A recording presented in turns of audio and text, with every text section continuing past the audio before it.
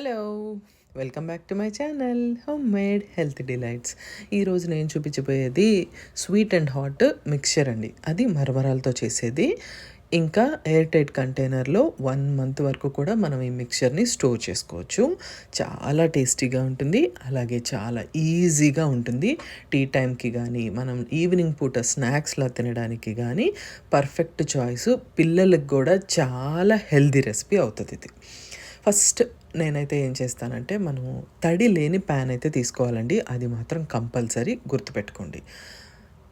లో ఫ్లేమ్ మీద పెట్టుకొని ఈ మరమరాలు 2 కప్స్ జాగ్రత్తగా వేయించుకోవాలి. అస్సలు మార్చొద్దు. మనం గరిటెతో తిప్పుతూనే ఉండాలి. ఒకవేళ వదిలేస్తే కనుక అవి మాడిపోతాయి. ఎప్పుడైతే ఇలా 2 వేళ్ళతో పట్టుకుంటే మరమరాలు భలే క్రంచీగా ఇలా ఈజీగా విరిగిపోతాయో అప్పుడు మనం వేరే ప్లేట్ తీసుకొని పక్కకు తీసేసుకోవాలి.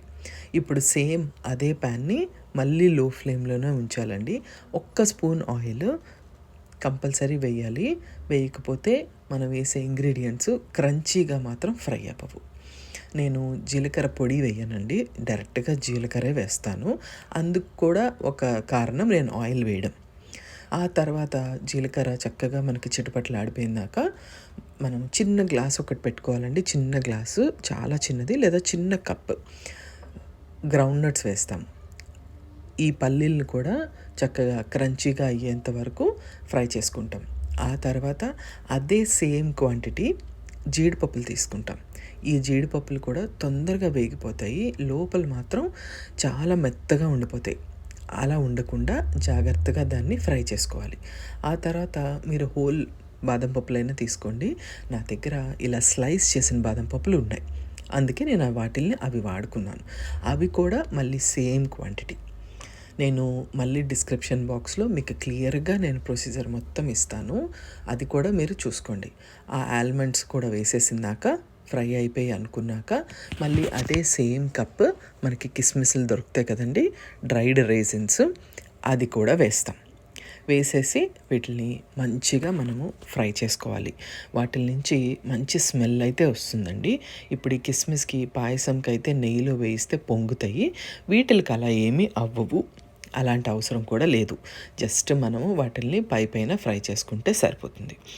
ఆ తర్వాత నా దగ్గర కార్న్‌ఫ్లేక్స్ రెడీ టు యూస్ ఉంటాయండి. ఇది 1 కప్. ఒకవేళ ఇలా దొరకకపోతే మీకు కార్న్‌ఫ్లేక్స్ మనకి స్టోర్స్‌లో దొరుకుతాయి కదా, అవి మనం ఫ్రై చేసుకోవాలి ఆయిల్‌లో. ఫ్రై చేసుకున్నవి దీంట్లో వేసుకుంటాం. నేను వాడేది ఆయిల్ వేసినవి కాదండి, ఇవి బేక్డ్ నాకు ఇట్లా దొరుకుతాయి. సో నేను అది 1 కప్ తీసుకున్నాను. అది కూడా దీంట్లో వేసుకుని జాగ్రత్తగా మనం వాటిని ఫ్రై చేసుకుంటాం. ఆ తర్వాత ఆల్రెడీ పక్కకు తీసి పెట్టిన మరమరాలు ఉంటాయి కదా, 2 కప్స్, అవి మొత్తం దీంట్లోకి వేసేస్తాం. వేసేసినప్పుడు జాగ్రత్తగా అండి గుర్తుపెట్టుకోండి, లో ఫ్లేమ్ మీద మాత్రమే ఉండాలి. మనకి దీంట్లో ఏ ఒక్కటి మాడిపోయినా కూడా మిక్చర్కి వచ్చే టేస్ట్ మొత్తం పాడైపోతుంది. అలా వద్దు. ఇప్పుడు నేను చూపించినంత చిటికెడేనండి ఉప్పు, ఎక్కువ పడదు, చాలా కొంచెము.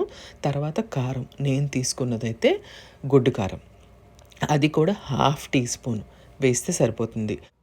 ఇప్పుడు వీటిల్ని మనం చక్కగా అన్నీ కలిసేలాగా బాగా మిక్స్ చేసుకోవాలి. ఇంకా స్టవ్ కట్టేయచ్చు. పక్కకు తీసుకుని కొంచెం చల్లారేంత వరకు ఉంచి తర్వాత ఎయిర్ టైట్ కంటైనర్లో పెట్టేసుకోవడమేనండి. మన sweet and hot Marri mixture ready అయిపోయినట్టే. చాలా టేస్టీగా ఉంటుంది.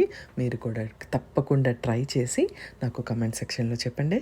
Thank you so much for watching. Bye.